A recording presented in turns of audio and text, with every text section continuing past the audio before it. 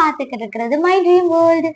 Okay guys, எனக்கு தெரியும் நான் ஃபர்ஸ்ட் போட்டிருந்த எஃப்எஃப் இன்னும் முடிக்காம இருக்கேன். அதுலயே இன்னும் 8th பார்ட்டோ 7th பார்ட்டோ நான் போடணும் எனக்கு தெரியும். இந்த எஃப்எஃப் எனக்கு ரொம்ப பிடிச்ச ஒரு ஸ்டோரி. நான் 11th படிக்கும் போது எழுதின இந்த ஸ்டோரி எனக்கு ரொம்ப ரொம்ப பிடிக்கும். நான் ஸ்டோரி எழுதுனா அதை நான் சேஃப்டியா வைக்க முடியாது. என் வீட்டுல என் தம்பி தங்கச்சி எல்லாருமே இருக்காங்க. என் வீட்டுல இருக்கிறவங்களுக்கு நான் ஸ்டோரி எழுதுறது பிடிக்காது. வேணா இது யூஸ்லெஸ், இதெல்லாம் எழுதி என்ன பண்ண போற அப்படிங்கிற மாதிரி அவங்க சொல்லுவாங்க. அதனால நான் எழுதுனாவே முக்காவது எனக்கு திட்டு விழுவும். அதனால நான் கிழிச்சிருவேன். அப்படி இல்லாட்டினா நான் எனக்குள்ளேயே அந்த ஸ்டோரியை மெமரி பண்ணி வச்சுக்கிடுவேன். மற்றபடி அதை நான் வெளியே யாருக்கும் சொல்ல மாட்டேன். என்னோட சிஸ்டருக்கு ஒருத்திக்கு மட்டும் நான் ஸ்டோரி சொல்லுவேன். அவ மட்டும் நான் என்ன சொன்னாலும் உட்காந்து கேட்கிற போதும் நான் அவளுக்கு மட்டும்தான் சொல்லுவேன். மற்றபடிலாம் ஸ்டோரி எழுதி வைக்கிற பழக்கம் எனக்கு கிடையாது. ஆனா இந்த ஸ்டோரி நான் முன்னாடியே எழுதி எந்த ஒரு பிரச்சனையும் வந்துடக்கூடாதுன்னு சொல்லி சேஃப்டி பண்ணி எடுத்து வச்சிருந்தனால இந்த ஸ்டோரியை நான் பார்த்தேன். இது என்னோட ஃபேவரட் ஸ்டோரி. சரி வாங்க காய்ஸ், நான் அப்ப எழுதின ஸ்டோரி, அதனால கொஞ்சம் கொஞ்சம் மிஸ்டேக் இருக்கும், அதை கொஞ்சம் அட்ஜஸ்ட் பண்ணிக்கோங்க. இப்ப பார்த்தா ஒரு அழகான ஒரு பிளேஸ். அந்த பிளேஸ்ல பார்க்கவே ரொம்ப அழகா இருக்கு. அந்த பிளேஸ் சுத்தி பனியால ஆனது. பச்சை பசைன்னு பனிப்பூக்கள் அந்த மாதிரிலாம் நிறைய அங்க பூத்து இருக்கு. இத பார்த்துட்டு ஒரு பொண்ணு மலை உச்சியில உட்காந்து அவ பிரெக்னெண்டா இருக்கா. அந்த வயிற்ற தடவி கொடுத்துக்கிட்டே அவ அந்த குழந்தைகிட்ட பேசிக்கிட்டு இருக்கா. இங்க பாத்தியா, இதுதான் சொர்க்கம். மேல பறக்குதுல, அது பேருதான் பறவை. கீழே இங்கிட்டு இருக்குல்ல, இது பட்டாம்பூச்சி அப்படின்னு அந்த குழந்தைகிட்ட ஒவ்வொன்னா சொல்லி கொடுத்துக்கிட்டு இருக்கா. அந்த குழந்தையும் அதெல்லாம் கேக்குறா. அந்த குழந்தை என்ன பண்ணுதோ அதோட ரியாக்ஷன் இவளுக்கு நல்லாவே புரியுது. உனக்கு ஒண்ணு நான் சொல்லட்டுமா, இந்த சொர்க்கம் இவ்வளவு அழகா இருக்கிறதுக்கு காரணம் பூமியில இருக்கிற அந்த மக்கள் தான். அவ ஏன் தெரியுமா, அவங்க ரொம்ப சந்தோஷமா இருந்தாங்கன்னா இந்த சொர்க்கமும் ரொம்ப ஹாப்பியா இருக்கும். அதவே அவங்க அழுதாங்கன்னா இந்த சொர்க்கமும் அதை அழுகும். வேணா அவங்களோட இந்த சொர்க்கம் கனெக்ட் ஆயிருக்கு, அவங்களோட உணர்ச்சிகளோட இந்த சொர்க்கம் கனெக்ட் ஆயிருக்கு அப்படிங்கிற மாதிரி அந்த குழந்தைகிட்ட சொல்லிக்கிருக்காங்க. அப்பாவும் அம்மாவும் என்ன வேலை பார்க்கணும்னு உனக்கு தெரியுமா அப்படிங்கும் அந்த குழந்தைகிட்ட கேட்கும். அந்த குழந்தைக்கு எப்படி தெரியும், இவ சொன்னாதானே தெரியும். அந்த குழந்தை கிக் பண்ணுது. சொல்றேன் கேளு. நம்ம சொர்க்கத்துல இருக்கிற மனுஷங்க ரொம்ப கஷ்டப்படுவாங்க. அவங்க லைஃப்ல நிறைய ப்ராப்ளம்ஸ் அவங்க மீட் பண்ணுவாங்க. லைஃபே வேணான்னுலாம் ஒருத்தவங்க சிலர் நினைப்பாங்க. அப்படி நினைக்கிற போதனோட மைண்டை மாத்துறதுக்கு நம்ம உதவி பண்ணுவோம்.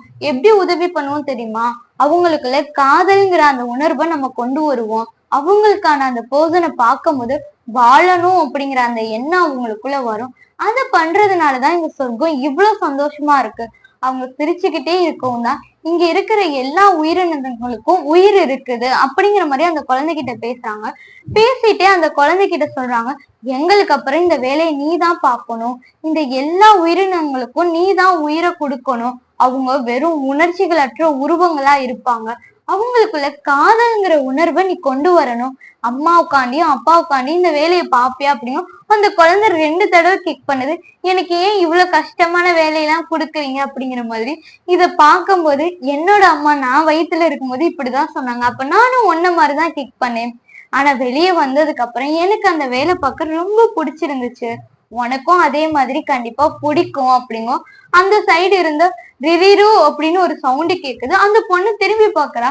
அந்த பொண்ணோட ஹஸ்பண்ட் தான் அங்க இருந்து வராங்க. வந்துட்டு பையனும் அம்மாவும் என்ன பண்ணிக்கிட்டு இருக்கீங்க உக்காந்துட்டு, உங்க பையன் கிட்டதான் நம்ம என்ன வேலை பார்க்கிறோம், இது என்ன மாதிரியான இடம், இங்க எல்லாரும் எவ்வளவு சந்தோஷமா இருக்காங்க எல்லாமே சொல்லிக்கிட்டு இருக்கேன் அப்படிங்கும். அந்த நேரம் பார்த்து ஒரு பனிப்பூ பூக்குது. அது அப்படியே ஐஸ் மாதிரி இருக்குது. அது அப்படியே வைரம் மாதிரி ஜொலிக்குது. இத பார்த்துட்டு இந்த பூ பூத்தாவே நம்ம ஊர்ல ஃபெஸ்டிவல் நடக்கும்ல அப்படிங்கும். ஆமா நடக்கும். அப்ப இந்த தடவை என் கூட என்னோட பையனும் இந்த ஃபெஸ்டிவலை கொண்டாடுவேன் அப்படின்ட்டு அவங்க அப்பா சொல்றாங்க. அவங்க அம்மாவோட வயித்துல கைய வச்சுட்டு, செல்லம் உனக்கு வர எல்லா கஷ்டமும் எங்களுக்கு வரணும், எங்களுக்கு வர எல்லா சந்தோஷமும் உனக்கு வரட்டும். அப்பாவும் அம்மாவும் இததான் வேண்டிக்கிறோம். எப்பவுமே நீ அழக்கூடாது, சந்தோஷமா சிரிச்சுக்கிட்டே இருக்கணும். நீ இந்த பூமிக்கு வரும்போது இந்த இடமே அவ்வளவு சந்தோஷமா இருக்கணும் அப்படிங்கிற மாதிரி அந்த குழந்தைகிட்ட பேசிக்கிட்டு இருக்காங்க.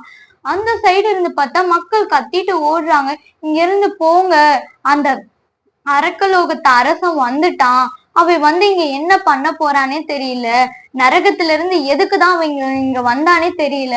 எல்லாருமே தலை தெறிக்க ஓடுறாங்க. ஒரு போதனை பார்த்துதான் எல்லாருமே பயந்து ஓடுறாங்க. அந்த பர்சனோட ஆட்களும் சரி அவனும் சரி பாக்குறதுக்கே ரொம்ப பயங்கரமா இருக்கிறாங்க. அந்த குழந்தையோட ரிரிரு பாக்குறா, என் குழந்தைகிட்ட நான் இப்பதான் சொல்லிக்கிட்டு இருந்தேன் இந்த இடத்த பத்தி. இது ரொம்ப பாதுகாப்பானது, இங்க இருக்கிறவங்க எல்லாருமே சந்தோஷமா இருப்பாங்கன்னு. இப்ப என் குழந்தைக்கு பண்ணி கொடுத்தது சத்தியம் என்ன ஆகும்? இது ரொம்ப பாதுகாப்பான இடம் தானே நான் அவங்கிட்ட சொல்லிக்கிட்டு இருந்தேன் அப்படிங்கிற மாதிரி சொல்லிக்கிட்டு இருக்காங்க. உடனே அந்த இடத்துல அவங்களுக்கு பிரசவ வலி வருது. இத ரிரிரு ஹஸ்பண்ட் பார்த்துட்டு, ரிரிரு நீ ஒண்ணும் கஷ்டப்படாத, நீ இங்க இருந்து ஃபர்ஸ்ட் கிளம்பு, நான் எல்லாமே பாத்துக்கிறேன். எப்படிங்க என்னால எப்படி விட்டுட்டு போக முடியும்? என்னோட அப்பாவும் உங்களோட அப்பா அம்மாவும் என்ன சொல்லி இதை நம்மள்ட்ட கொடுத்தாங்க? இங்க இருக்கிற எல்லாருமே நம்ம பாதுகாக்கணும், பத்திரமா பாத்துக்கணும்னு சொல்லி கொடுத்தாங்க. ஆனா இங்க அப்படியா நடக்குது? எதுக்கு அந்த அரக்கலோகத்துல இருந்து இவன் வந்தான்? எதுக்கு வந்தான்? நரகத்திலே இவன் இருந்திருக்க வேண்டியதானே, நரகத்தை விட்டு இங்க எதுக்கு வந்தான் அப்படின்ட்டு அவன் ப்ரெஷர்ல கத்தவுமே அவனுக்கு பிரெக்னன்சிக்கான அந்த வலி வந்துருது. இத பார்த்துட்டு ரிரிரோட ஹஸ்பண்ட் சொல்றாங்க, உனக்கு இப்ப பிரசவ வலி வந்துருச்சு, அதனால நீங்க இருந்து போ, இப்போதைக்கு நம்ம குழந்தையோட உயிர் தான் நம்மளுக்கு முக்கியம் அப்படிங்கும். அவங்களுக்கு அப்படியே கண்ணெல்லாம் கலங்குது. வேணா அவ்வளவு சந்தோஷமா ஃபேமிலியா வாழ போறோம்னு நினைச்ச இடமாச்சு அப்படிங்கும். அவங்க அம்மா ஒரு அடிதான் எடுத்து வைக்கிறாங்க. அங்க பார்த்தா அந்த பனிப்பூ அப்படியே ரத்தமா மாறுது. வேணா அது ஏதாவது கெட்டது நடக்க போதுனாதான் அந்த மாதிரி மாறும். இத பார்த்துட்டு அவங்க அம்மாவும் அப்பாவும் ஒருத்தர் பாத்துக்கிறாங்க. வயித்துல இருக்கிற அந்த குழந்தைகிட்ட சொல்றாங்க, உன் அம்மா உன் அப்பா யாராவது ஒரு ஆளு இல்லாட்டினாலும் நீ சந்தோஷமா இருக்கணும், உன் கூட நாங்க யாராவது ஒரு ஆளாவது இருப்போம் அப்படிங்கிற மாதிரி அந்த குழந்தைகிட்ட ப்ராமிஸ் பண்ணிட்டு அவங்க அப்பா அங்க இருந்து போறாங்க. ரிரிருக்கு பிரசவ வலி வரவும் அங்க இருக்கிறவங்க ரிரிருவை கூட்டிட்டு போறாங்க. இங்க போய் அவங்க அப்பாவும் சண்டை போடுறாங்க. இருந்தாலுமே அவங்க அப்பா ஒரு கட்டத்துக்கு மேல ஃபைட் பண்ண முடியாம பெயிண்ட் ஆயிட்டாங்க. அந்த சொர்க்கலோகத்துல இருக்கிற எல்லா பீப்புள்ஸுமே அங்க அரெஸ்ட் பண்ணி வச்சிருக்காங்க. இதெல்லாம் பார்த்துட்டு சொர்க்கமே ரொம்ப கஷ்டப்படுது. இப்ப ரிரிரு இருக்கிற பக்கத்தை நோக்கிதான் அந்த நரகத்தோட அரசர் வராங்க. அந்த கிங்க பார்த்துட்டு எல்லாருமே பயப்படுறாங்க.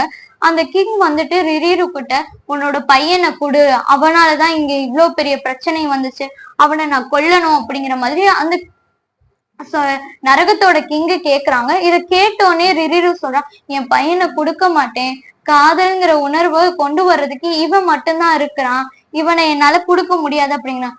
ரிரிரு உன்னோட உயிர் உனக்கு வேணும்னா உன் பையனை என்கிட்ட ஒப்படையே அப்படிங்கிறாங்க. இத பார்த்துட்டு ரிரிரு நான் கொடுக்க மாட்டேன் அப்படிங்கும். ரிரிரு கையில இருந்து புடுங்கி அந்த நரகத்தோட அரசனோட கையில அவனோட பணியாள் எல்லாம் இருப்பாங்களா அவங்க கொடுக்குறாங்க. அவனுக்கு என்னன்னே தெரியல, இவனை பார்த்தா கொல்லணும் அப்படிங்கிற மனசு வரல. அதனால அவனோட இதயத்துல இருந்து ஒரு கல்லை எடுத்து இந்த சொர்க்கத்தோட அரசனான இவனோட இதயத்துக்குள்ள வைக்கிறான். அதாவது அந்த குழந்தையோட இதயத்துக்குள்ள வைக்கிறான். ரிரிரு அம்மாவை அப்படியே முறைச்சு பார்த்தபடியமாவே இருக்கிறான். சரி, ஓகே காய்ஸ், இதோட இந்த ஸ்டோரி நம்ம இங்க எண்ட் பண்ணிக்கலாம். மிச்சத்தை நான் நாளைக்கு சொல்றேன். எனக்கு கொஞ்சம் தொண்டெல்லாம் வலிக்குது.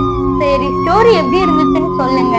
எனக்கு இந்த ஸ்டோரி ரொம்ப ஃபேவரெட். இன்னும் உள்ள போக போக இன்னும் எனக்கு ரொம்ப பிடிக்கும். சரி, ஓகே காய்ஸ், நம்ம இதுக்கப்புறம் நாளைக்கு மிச்சத்தை விட்டதை கண்டினியூ பண்ணிக்கலாம். எனக்கு கொஞ்சம் விநாயகர் சதுர்த்தியா வீட்டுல வேலை வேற இருக்கு, செருப்பை கழட்டி அடிச்சிருவாங்க. நான் கொஞ்சம் அதையும் போய் பாக்குறேன். ஓகே காய்ஸ், பாய், டாடா.